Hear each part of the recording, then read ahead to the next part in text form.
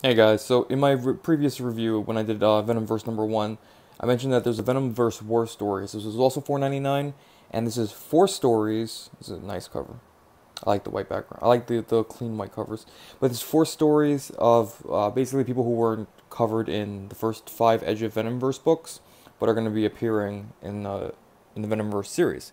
Now, it's 4 stories, so you have different writers. Now, immediately, obviously, I saw Visagio, Mags.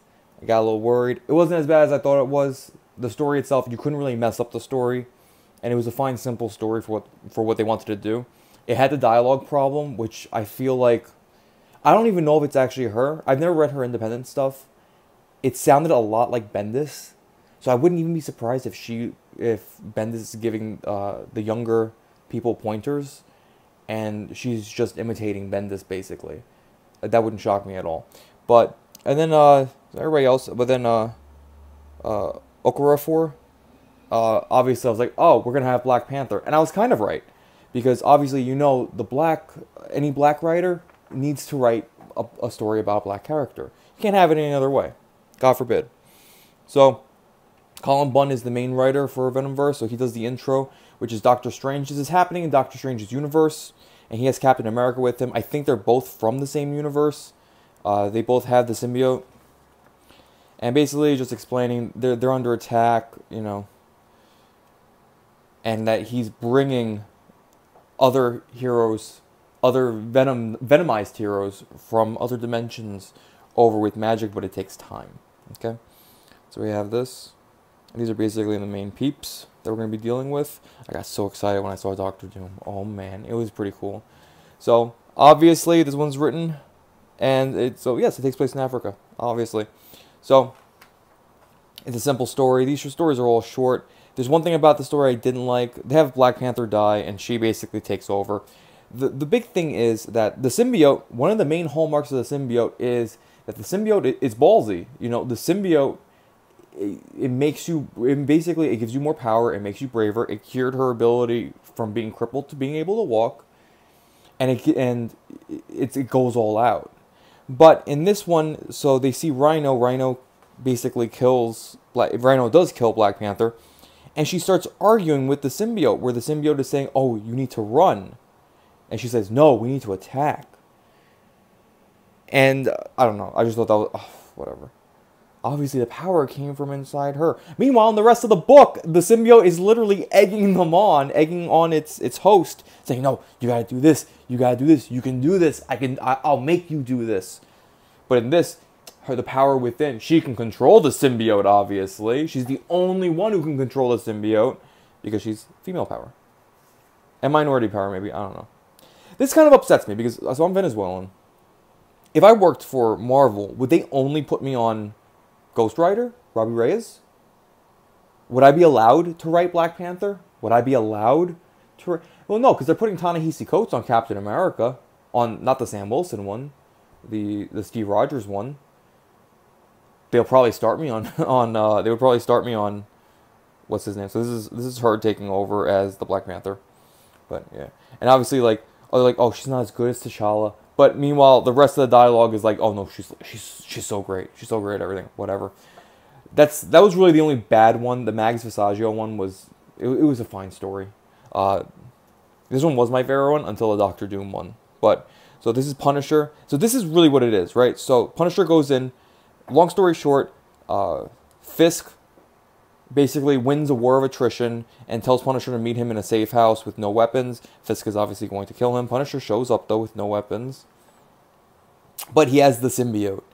And so, of course, near the end, Punisher goes, you've got yourself a deal. And Fisk is like, oh, there's no deal. I'm just going to kill you. And, of course, Punisher goes, I wasn't talking to you. He's talking to the symbiote. So the symbiote comes out, and boom, we got Venomized Punisher, which is quite possibly the most deadly thing of all time. So he whoops some ass, does great. And so we find out that the agreement was that the symbiote helps Castle kill everybody, and Castle has to kill one target, okay? And we all know who that is, and it's Spider-Man. But of course, Frank Castle doesn't want to do it, so then you have the internal fighting, right? And so finally, the symbiote's like, well, I don't need your help, I just need your body. remember, the symbiote's like a virus. It just needs the host. So it's going to pull the trigger, and then it gets teleported because Doctor Strange is actively teleporting all these people to his universe. And Spider-Man, like, flees, whatever. This is the one by Max Saggio. I like how it's the only one where the author's name is at the end. This is pretty cool. We have Carol Danvers here, Rocket Raccoon. All right. Rocket Raccoon's collecting a bounty on Carol Danvers. However, he thinks he's collecting a bounty on Captain America, because in this universe, Carol Danvers is the Captain America. And so I'm like, all right, I can dig that. That's all right. That's a pretty cool idea. The art on this Carol Danvers is it's a lot better than what I've seen, especially in Secret Empire. Oh my god. Or even in her own book. So we have fight. Oh, this was where it started. This dialogue is just so Bendisy.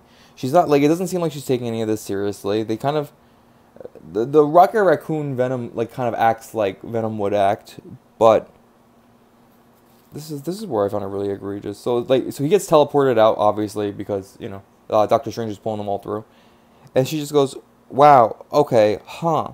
I guess I should clean, huh? Oh, I guess I should clean up." And it's just like, I mean, yeah, not to mention that, number one, you have a bounty on your head. Number two, this guy tried to collect this bounty on your head. You did almost die. Like, oh, but no, let's quip. Let's quip, shall we? It's ridiculous. Anyway, so then we have Doctor Doom. This one's so great. So Doctor Doom basically fights the symbiote internally the entire time, and it's Doctor Doom and the symbiote going at it. And Doctor Doom, like, he has a peace summit with the Avengers. And he's basically saying, "Oh, don't worry. He's made it clear I have the symbiote, but I can control the symbiote." And the symbiote inside saying, "No, let's just kill them. Let's just kill them." And so Doctor Doom is like controlling this, or trying to control this, right? The Avengers don't trust him. They leave. There's a typo on this page. So we have, "I don't trust it. Cage, if you're planning to visit Latveria, take a team with you." "You want me to take team, Captain? Then you better hurry up." It's like, all right, given that context, it's not slang. It's not him leaving out a word. It's literally, he's supposed to say, "You want me to take a team, Captain? You better hurry up." So, come on, editors. What do you guys do? Honestly, what do you guys do? I found this on the first read-through. You know that you're not supposed to just edit it in one sitting. You're supposed to edit, maybe give it to somebody else to get a second pair of eyes on it, then sleep on it, and then edit it again later. At least. Come on. Basic editing. I edited stupid stuff for my school's newspaper, and I knew this. Anyway, so it fights with the symbiote. The symbiote wants to control him, but Doctor Doom says no.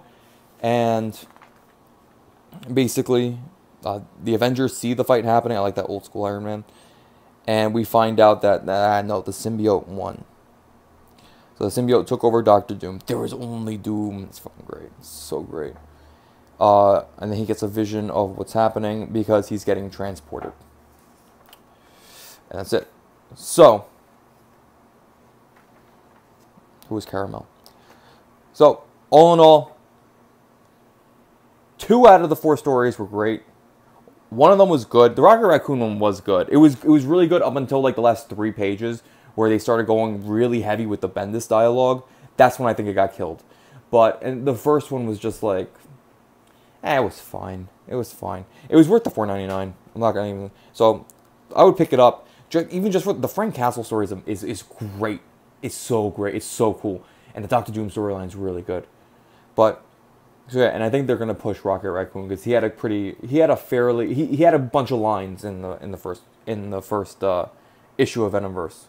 So that's it for this one. In Venomverse 1, there was one line where Venom showed up, Eddie Brock showed up, and one of the characters said, "Oh, that's not my Venom."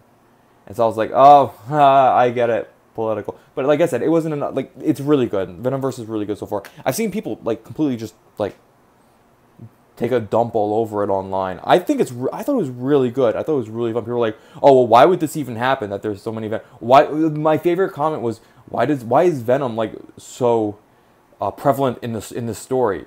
Because it's Venomverse, and Eddie Brock is the main Venom. Why wouldn't he be in the story? Anyway, whatever. It's just people want to hate on it just for the sake of hating on it. Anyway, this is great. I love Venomverse. I think it's really cool. It doesn't need to be an ongoing. Don't get me wrong, but take this. This is Devin Lewis. Take this like consistency and this passion that you obviously have, and just run with it, dude. Just run with it.